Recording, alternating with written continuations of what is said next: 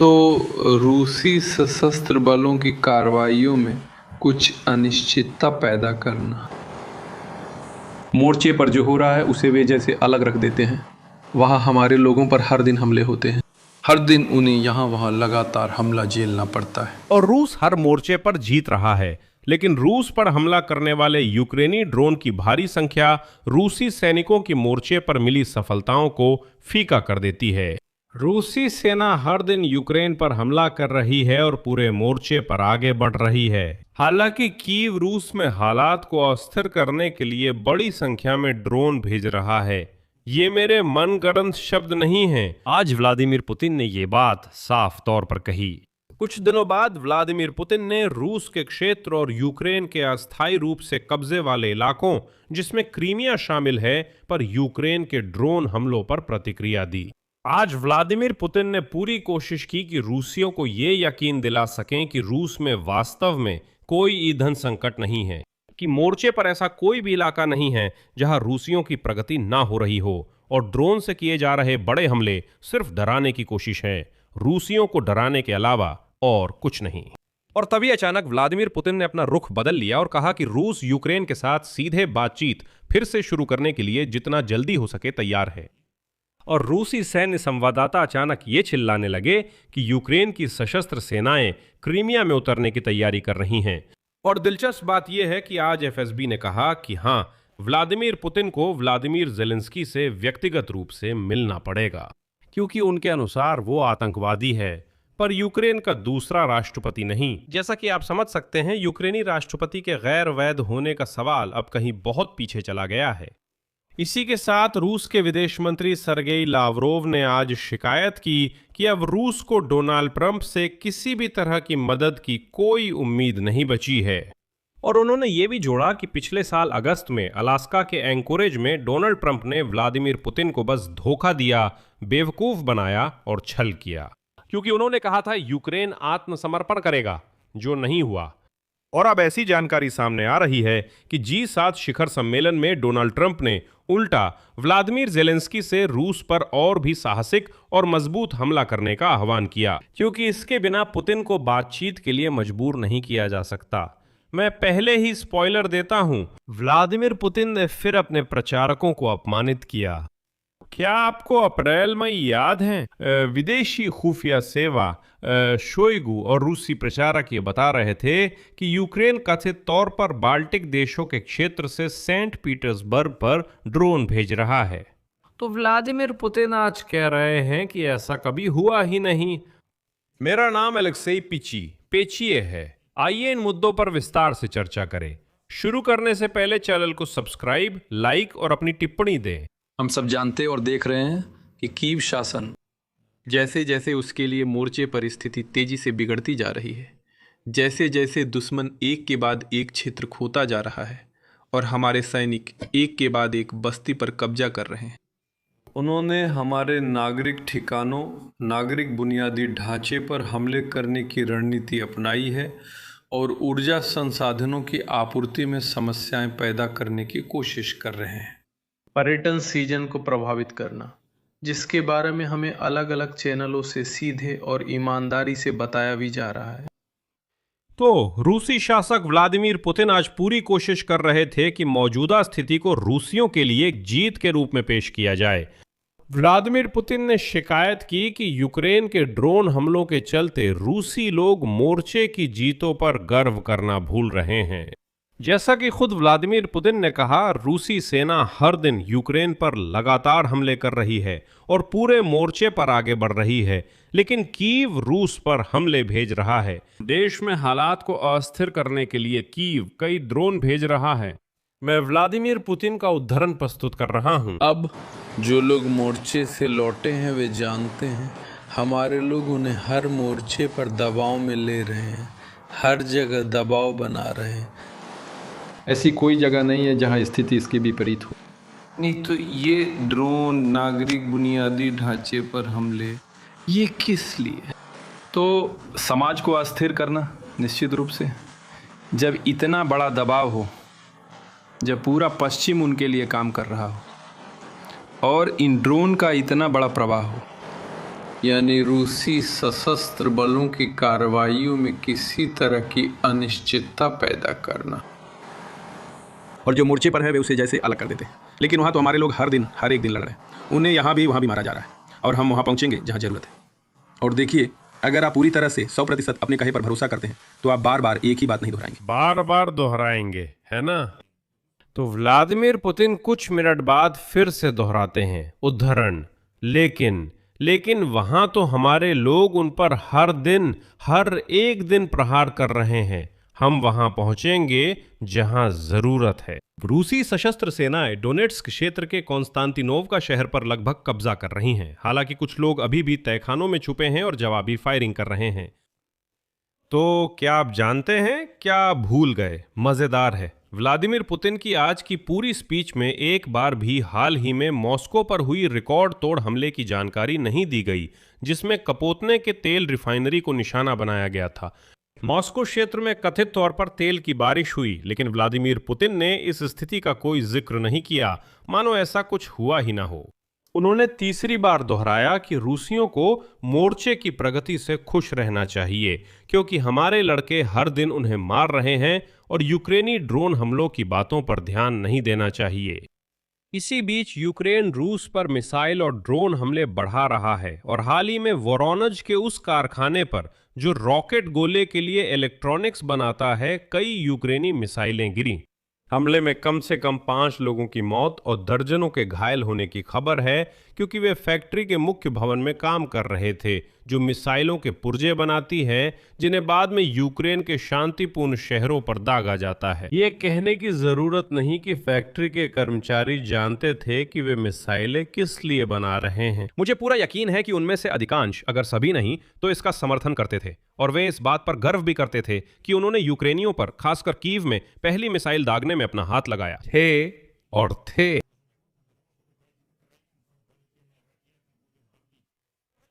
इस फैक्ट्री की मुख्य इमारत पूरी तरह से नष्ट हो चुकी है। इससे पहले रूसी संघ के रक्षा मंत्रालय की 18 जून की रिपोर्ट के अनुसार रूसी वायु रक्षा प्रणालियों ने एक ही दिन में युद्ध के दौरान अब तक की रिकॉर्ड संख्या 992 विमानन प्रकार के ड्रोन जो रूस पर छोड़े गए थे, उन्हें नष्ट कर दिया।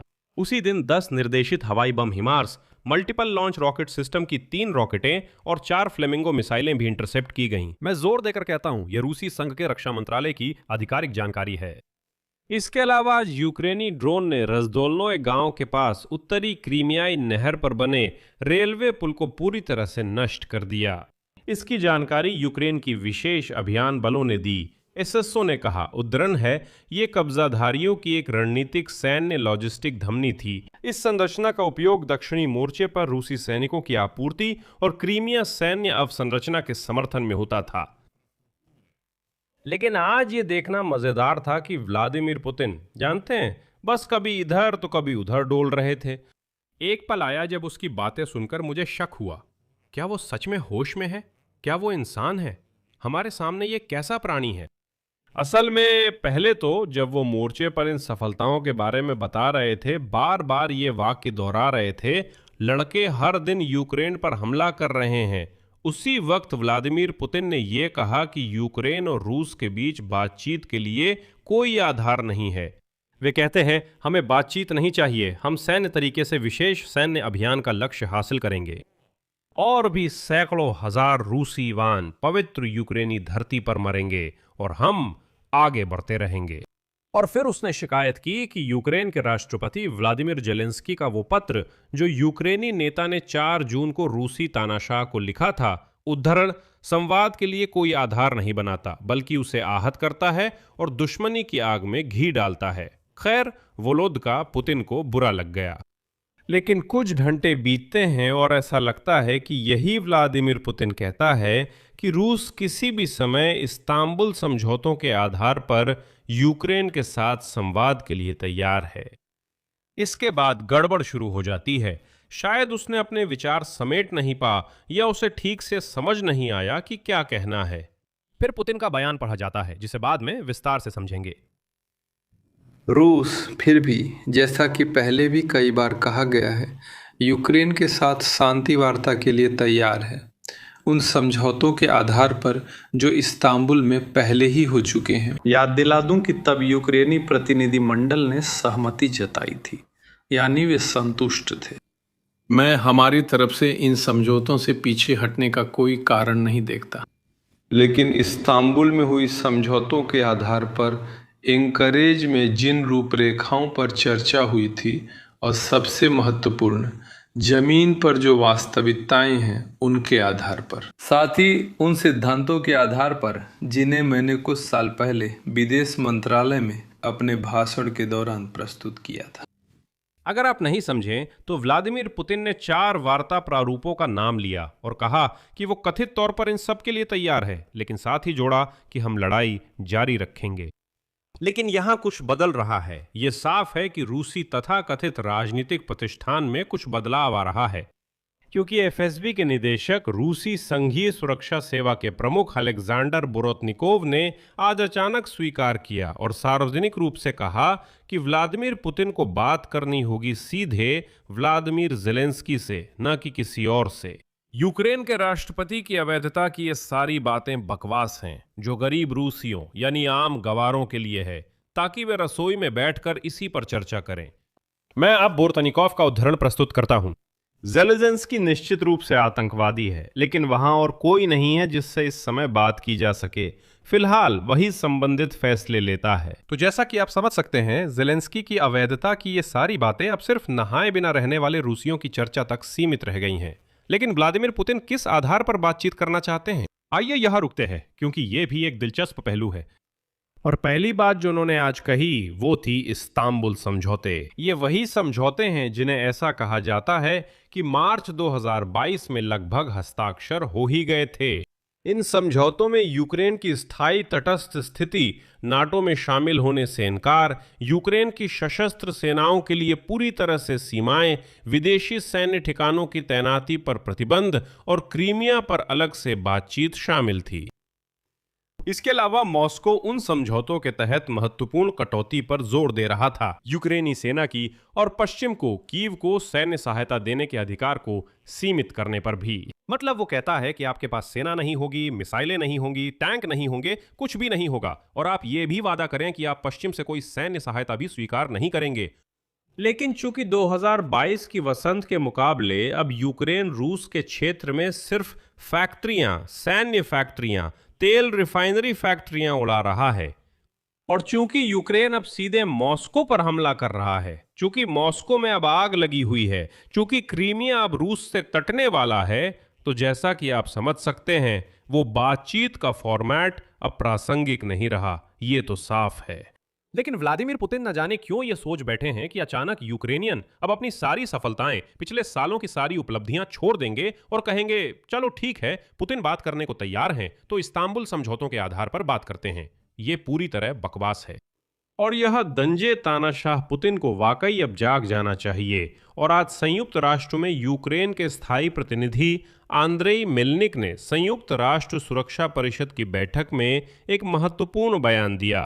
वे कहते हैं कि यूक्रेन रूस के साथ वास्तविक मोर्चा रेखा पर युद्ध विराम प्रस्ताव पर पुनर्विचार कर सकता है। आगे उनका उद्धरण है, यूक्रेन संयुक्त राष्ट्र के चार्टर के अनुसार न्यायपूर्ण और स्थायी शांति सुनिश्चित करने के लिए रूस के साथ सीधे वार्ता के लिए तैयार है, लेकिन हमारा धैर्य अनंत नहीं है। अगर सुरक्षा परिषद अपनी प्रतीक्षारत स्थिति बनाए रखती है तो मैं ये नहीं नकारता कि यूक्रेन अपने प्रस्ताव पर पुनर्विचार कर सकता है और उसमें बदलाव कर सकता है। वास्तविक मोर्चा रेखा के साथ युद्ध विराम पहले से ही एक बड़ा समझौता है, और अब मेलनिक ने बताया कि यूक्रेन ने हाल ही में रूसी साम्राज्य पर किए गए हमलों की वजह से जो युद्ध अब 5वें साल में है उसकी दिशा बदल दी है। उनके अनुसार लगभग 40 रूसी तेल रिफाइनरियों को निशाना बनाया गया और उन्हें नुकसान पहुंचाया गया। अब बताया जा रहा है कि रूस में तेल रिफाइनिंग के स्तर में पहले ही 25 की गिरावट आई है, और हालात ऐसे हो गए हैं कि रूस अब दूसरे देशों से पेट्रोल और डीजल आयात करना शुरू कर रहा है। यानी जिस देश को कभी पेट्रोल पंप कहा जाता था, अब वही देश दुनिया भर में घूमकर भीख मांग रहा है कि कृपया हमें थोड़ा सा पेट्रोल दे दीजिए।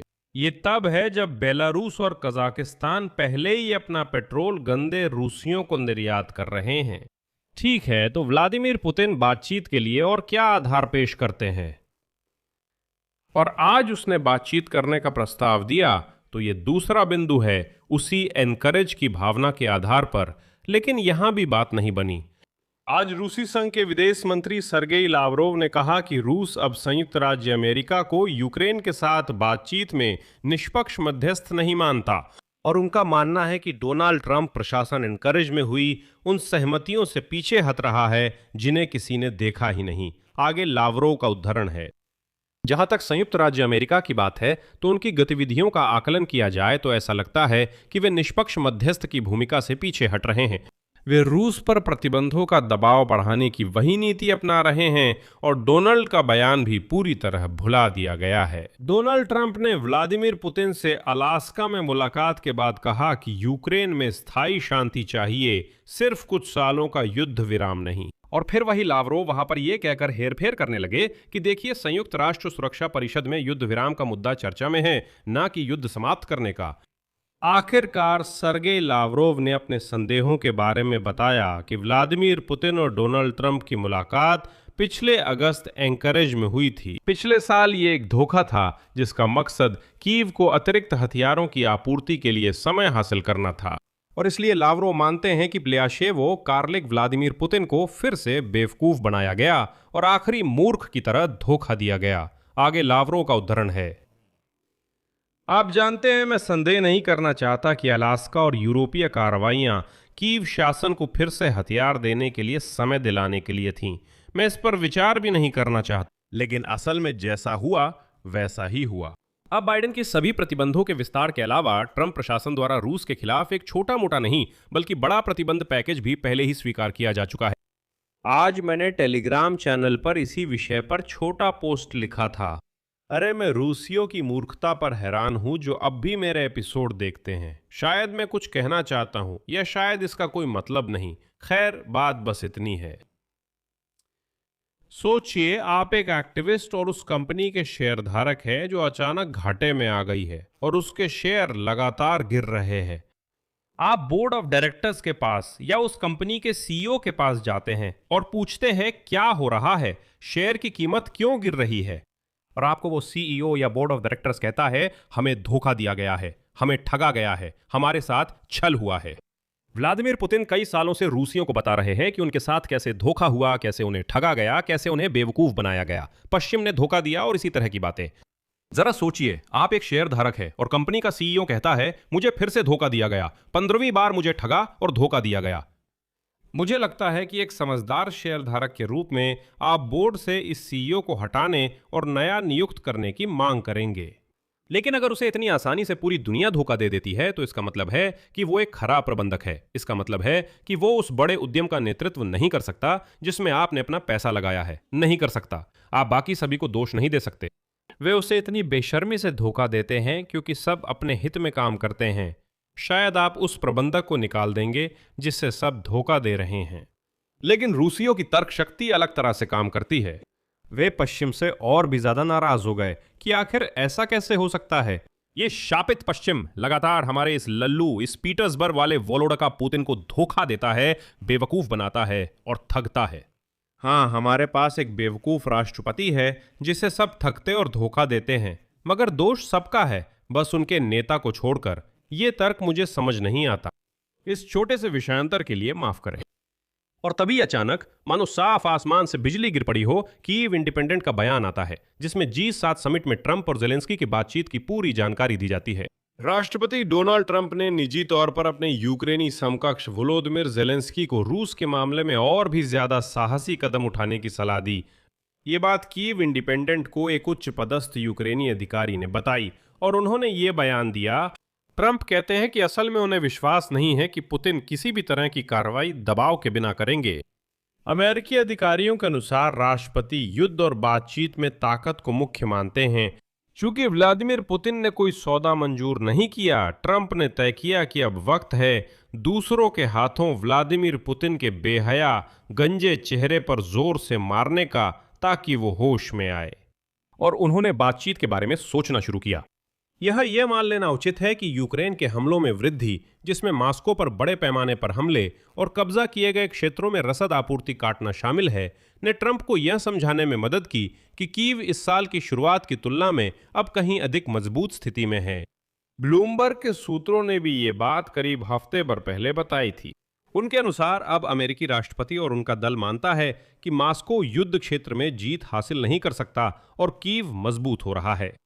और यह समझना भी जरूरी है कि ईरान के खिलाफ युद्ध से बाहर निकलने के बाद जहां अमेरिका को कोई बड़ी और ठोस जीत नहीं मिली, डोनाल्ड ट्रंप के लिए अपने मतदाताओं को यानी वोटरों को कोई और विजयी उदाहरण दिखाना जरूरी है।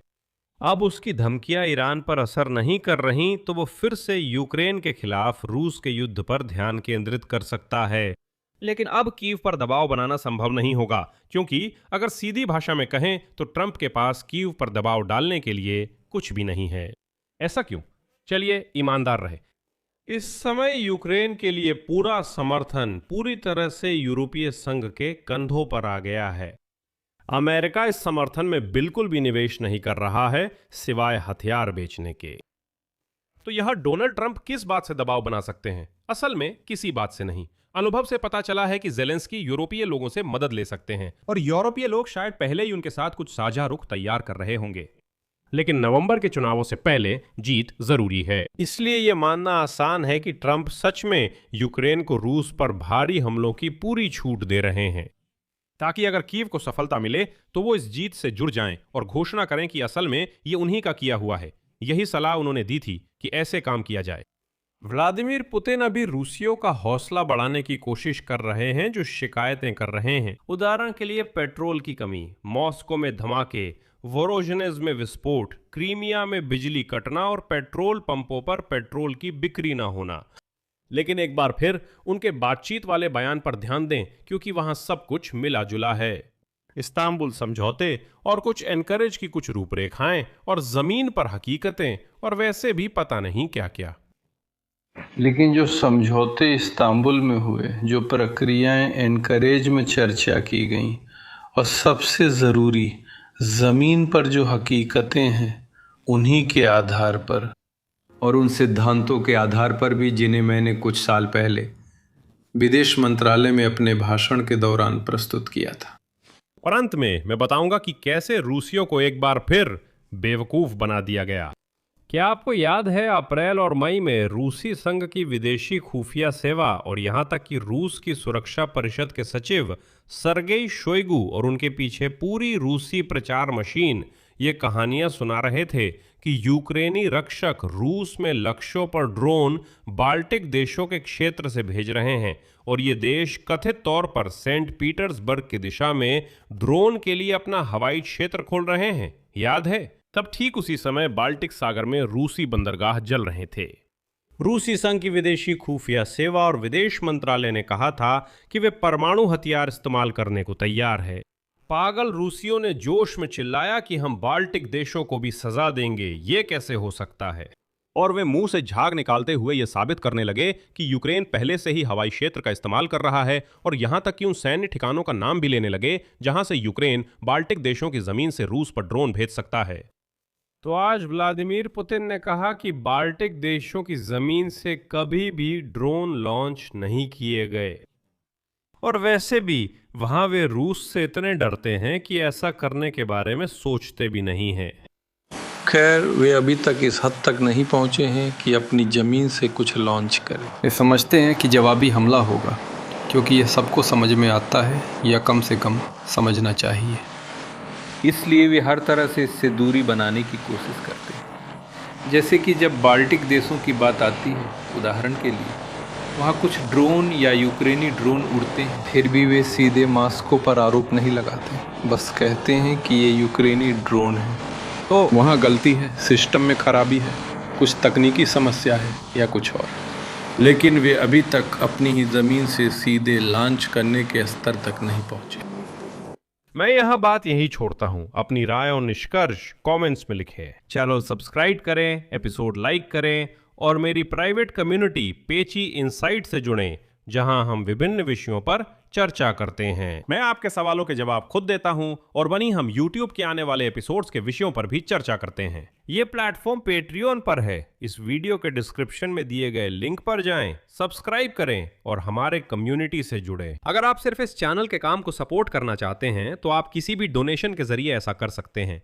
इसके लिए भी लिंक और डिटेल्स इस वीडियो के डिस्क्रिप्शन में दिए गए हैं। मेरे टेलीग्राम चैनल पेची न्यूज को सब्सक्राइब करें, लिंक डिस्क्रिप्शन में है। बस इतना ही। अपना ख्याल रखें। सबको अलविदा।